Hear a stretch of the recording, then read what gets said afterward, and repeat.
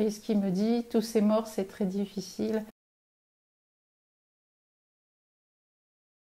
Oui, c'est vrai que c'est difficile d'entendre tous ces chiffres tous les jours, d'entendre que des gens disparaissent chaque jour. Et en même temps, j'ai envie de vous dire, c'est quelque chose qui arrive tout le temps, tous les jours, sauf qu'on n'en parle jamais. Aujourd'hui, on se sent plus concerné par la mort parce que les médias en parlent très fortement et aussi parce que c'est un virus qui apparemment n'épargne personne, mais qui peut conduire à la mort que dans certaines conditions malgré tout. Il y a d'autres maladies sur cette planète qui existent depuis toujours, qui créent aussi beaucoup de morts, et celle-ci, on n'en parle jamais. Notre société aujourd'hui cache la mort, et d'un seul coup, elle nous saute à la figure. Oui, on découvre que l'on est mortel. C'est quelque chose de difficile à vivre dans notre société actuelle, parce qu'on a l'impression qu'on est immortel, qu'on peut tout faire, que rien ne s'arrêtera jamais, et surtout que rien ne changera jamais. Et bien si, le changement il arrive au moment où on s'y attend le moins, la preuve.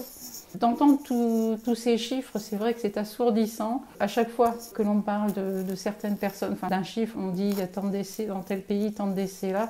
Je pense aux familles, et je pense à ces gens, à ces âmes qui s'en vont. Et plutôt que de m'attrister, eh bien, ma petite prière à moi, c'est toujours désolé, pardon, merci, je t'aime. Une façon pour moi d'accompagner toutes ces âmes, toutes ces personnes qui passent de l'autre côté, dans quelque chose de différent que la peur et la terreur que l'on a, qui est générée en ce moment un peu partout, mais d'avoir une pensée pour ces familles, pour ces gens qui disparaissent, plutôt dans l'amour. C'est mon truc à moi, qu'on dise un chiffre ou qu'on dise le nom, que ce soit une jeune fille, un vieux monsieur, pour moi c'est toujours désolé, pardon, merci, je t'aime, pour accompagner son âme avec une vibration beaucoup plus plaisante que ce qu'on en voit actuellement. Les informations aujourd'hui ne montrent que le verre moitié vide, mais c'est le boulot des médias que de nous faire entrer dans le stress. Parce que quand on a peur, quand on est dans une situation de stress, les publicités qui arrivent juste après sont plus facilement assimilées. C'est quelque chose qu'on utilise en marketing depuis très longtemps. Mais ce qu'il ne faut pas oublier, c'est que notre cerveau est très attiré par les situations stressantes. On ne se force pas à regarder les choses stressantes, on est naturellement attiré par ça. Donc il faut vraiment faire un effort pour pouvoir prendre du recul et aller vers les choses beaucoup plus agréables, comme le fait de montrer des vidéos de gens qui guérissent de ce virus. Ho'oponopono est vraiment une très très grande aide. Je le rappelle, la pratique hawaïenne permet de s'aligner en soi, de rendre droit, de corriger à l'intérieur de soi quand tout va mal à l'extérieur. Il faut vraiment comprendre que la paix ne viendra jamais des informations, ne viendra jamais de votre écran, ne viendra jamais des événements qui se passent autour de vous. La paix, elle viendra de vous. Et c'est en vous qu'il faut aller la chercher, cette paix. Tant qu'on se dit « je vais mal, alors je vais regarder un film, alors je vais lire un livre, alors je vais faire quelque chose » pour essayer d'être mieux, de vous sentir mieux, vous n'êtes pas en train de chercher au bon endroit. Certes, de lire, de bricoler, de faire des loisirs, de faire du sport, tout ça fait du bien. Mais le véritable endroit où règne la paix, c'est en soi. Et cette période de confinement, je dirais que c'est une opportunité pour aller à l'intérieur de soi. Comme on est limité dans nos mouvements, on a le droit, et vous devez vous donner la permission de rester allongé sur votre canapé, sur votre lit, sur un fauteuil, sans rien faire. Même pas un livre, même pas le téléphone, même pas un écran devant vous, juste à être présent en vous et à ce qui se passe à l'intérieur de vous.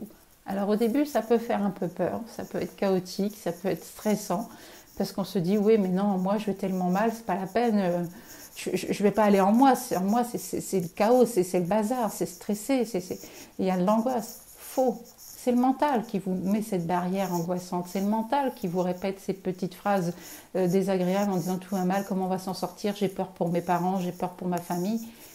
Et pour squeezer ce mental, le faire taire et aller ensuite en soi, désolé, pardon, merci, je t'aime, en silence, à l'intérieur de vous, simplement pour calmer ce mental, pour passer cette barrière de bruit, d'angoisse et de toutes ces phrases difficiles qui apparaissent pour aller enfin trouver le chemin à l'intérieur de vous. Le chaos, il n'est que mental. c'est la réaction de votre ego, de votre mental par rapport à ce qui est en train d'arriver qui vous met mal.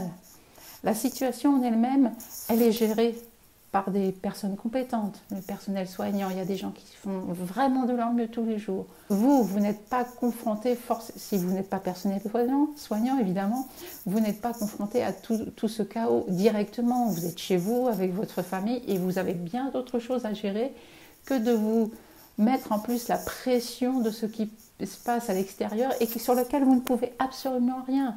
On ne peut pas contrôler ce qui se passe à l'extérieur. Donc revenir en soi, à l'intérieur de soi, est vraiment important pour permettre d'accéder à cet espace de paix et aussi d'être vraiment présent à votre famille. Cette période de confinement permet de retrouver les siens, mais aussi de retrouver les problèmes que l'on n'a pas réglés avec ses proches. Et ça, c'est aussi un moment important que d'être conscient que ce que vous avez mis sous tapis pendant des années ou des mois, eh bien aujourd'hui, vous n'avez plus le choix. Ces vieilles rancœurs, ces vieilles choses pas réglées, va falloir les mettre sur la table, mais pas les mettre sur la table dans le genre pour reprocher à l'autre quelque chose, pour essayer de se déculpabiliser d'avoir fait quelque chose, mais simplement pour vous en libérer. Alors plutôt que de le faire directement avec l'autre personne, c'est peut-être vraiment là le moment de réciter « Désolé, pardon, merci, je t'aime » en boucle à l'intérieur de vous, sur toutes ces rancœurs, sur tous ces ressentiments que vous avez, sur tout ce que vous jugez d'inadmissible avec la personne avec laquelle vous vivez, et de nettoyer ça, ces rancœurs, tout ça, simplement pour ensuite être à l'écoute des solutions et de l'inspiration qui va jaillir. C'est pas le moment de se dire « bon, je vais lui pardonner » ou... Non. Commencez par nettoyer, commencez vraiment par entrer dans ce mantra, cette méditation intérieure de nettoyage pour être au clair, prendre de la distance sur ces ressentiments, sur toute cette pagaille qu'il y a dans la tête. Détachez-vous de toutes ces émotions pour faire le ménage et aller véritablement voir ce qui a besoin d'être nettoyé, réglé et qui peut se faire dans la sérénité. Ça ne veut pas dire que ce sera facile, mais ça veut dire que ça peut s'établir, il peut s'établir un autre type de relation. Il y a aussi des gens qui se retrouvent donc avec leur mari, leur femme, donc comme je vous le disais, avec des choses qui n'étaient pas réglées depuis très longtemps, ça ressort, ça vient sur le tapis, et finalement, eh bien, des personnes trouvent des solutions très facilement et se disent pourquoi on n'a pas parlé plus tôt ? Pourquoi on a vécu avec ça pendant des mois? C'est l'occasion de mettre au clair et de faire en sorte qu'ensuite ça roule un peu plus facilement dans la maison. Ho'oponopono, désolé, pardon, merci, je t'aime en silence à l'intérieur de vous pour nettoyer le bazar du mental et vous relier à la paix qui est en vous. Elle n'est pas dehors, ne la cherchez pas à l'extérieur. Comment remonter son taux vibratoire? Les 4 mots suffisent-ils?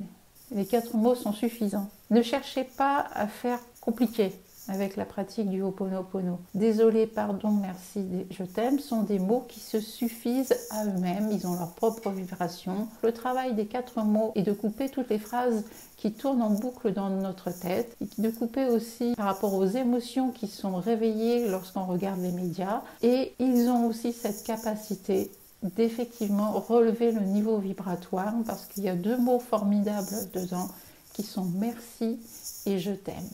Et ces 2 mots ont vraiment une vibration extrêmement puissante.